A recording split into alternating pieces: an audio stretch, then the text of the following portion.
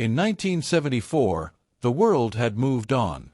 The Beatles were history. The Vietnam War is nearing its end. Japan had risen from the ashes of defeat to become a modern, economic giant. But deep in the jungle of a small island in the Philippines, one man was still fighting World War II. His name was Hiroo Onoda, a Japanese soldier who had no idea the war had ended nearly 30 years earlier.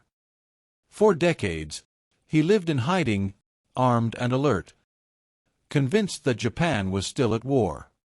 This is his story, a story of unshakable belief, unbreakable duty, and the haunting grip of a war that wouldn't let go. Hiroo Onoda was born in 1922, in Kainan, Japan. He grew up in a time when Japan was ruled by military pride and national honor. Loyalty to the emperor was absolute. Sacrificing your life for your country wasn't just expected, it was celebrated. At age 18, Onoda joined the Imperial Japanese Army. He trained as an intelligence officer, learning guerrilla tactics, survival skills, and how to operate behind enemy lines. His training had one core message: never surrender, no matter what.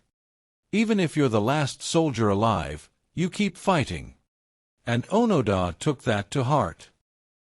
In December 1944, as Japan was steadily losing the war, Hiroo Onoda received a critical mission.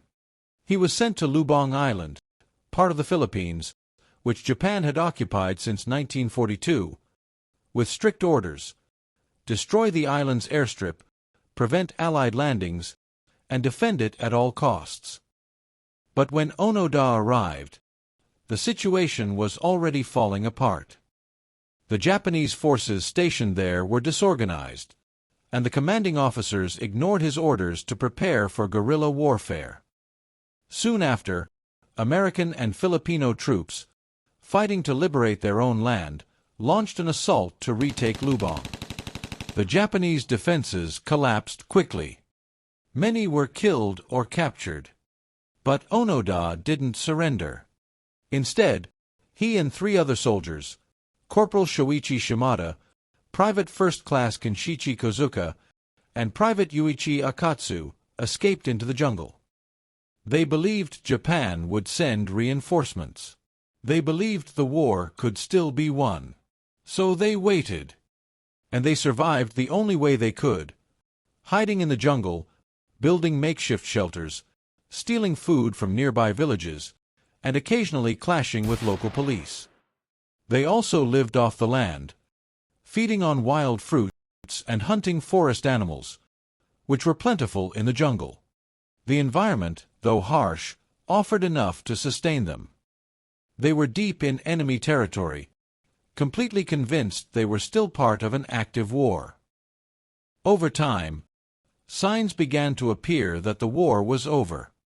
Planes flew overhead dropping leaflets that said Japan had surrendered. Newspapers were left in the jungle with headlines about peace. Loudspeakers broadcast messages calling on the soldiers to come out. But Onoda didn't believe any of it. He was sure it was all a trick, enemy propaganda meant to make them surrender. In his mind, the war was still going, and the enemy was trying to break their will through lies.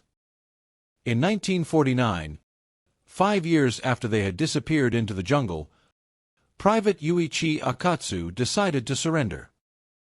He quietly left the jungle and turned himself in to the Philippine authorities. After surrendering, Akatsu tried to persuade Onoda and the others to give up and come out of hiding.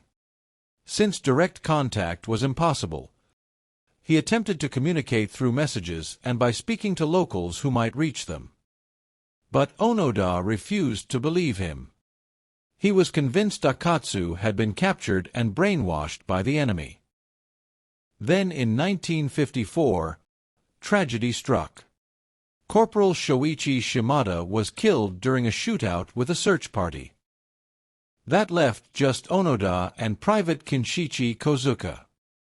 The 2 of them stayed hidden, surviving off the land and still believing they were carrying out their military orders.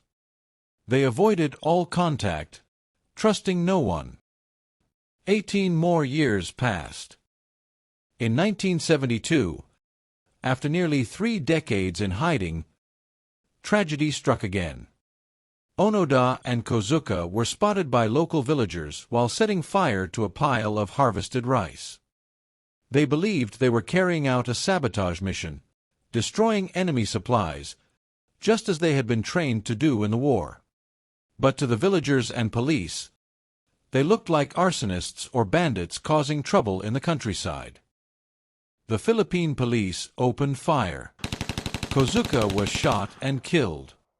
Onoda managed to escape into the jungle once again. Now, he was truly alone. Everyone else was gone. But still, he refused to surrender. By 1974, nearly 30 years had passed since the end of World War II, but Hiroo Onoda was still hiding in the jungle, convinced the war continued. Then came an unlikely twist. A young Japanese traveler named Norio Suzuki had set out on a personal quest.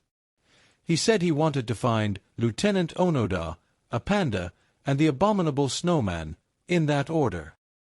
It sounded like a joke, but he meant every word. Amazingly, after just 4 days of searching on Lubang Island, Suzuki found Onoda living deep in the jungle. But Onoda still refused to surrender. He told Suzuki that he was under strict military orders. He could only end his mission if his commanding officer gave the command, in person. Suzuki returned to Japan and launched a search for Onoda's former commander, Major Yoshimi Taniguchi. Taniguchi had long since left the military and was now working as a bookseller. But when he heard that Onoda was still alive and waiting for his orders, he agreed to help. On March 9, 1974, the two men returned to Lubang Island. In a quiet jungle clearing, Taniguchi stood before his former soldier and read a formal order from the Imperial Japanese Army. The war was over. All combat operations had ended. Lieutenant Hiroo Onoda was officially relieved of duty. Onoda stood in his weathered, patched-up uniform.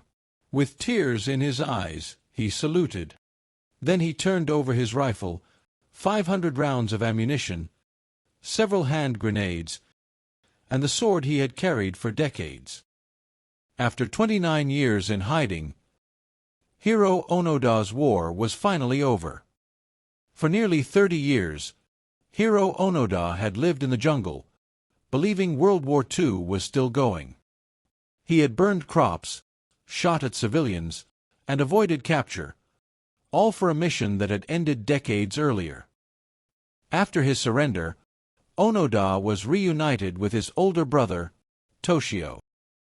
He was then taken to Manila, the capital of the Philippines. There, he faced serious legal issues.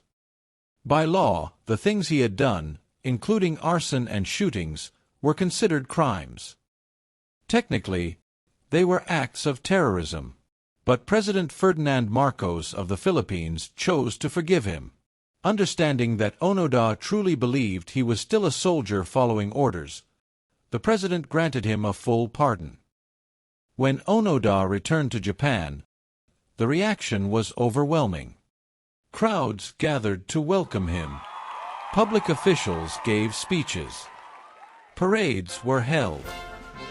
To many in Japan, he wasn't just a soldier. He was a symbol of loyalty, discipline, and honor. In a culture that respects those who never abandon their duty, even in hopeless situations, Onoda was seen as a national hero.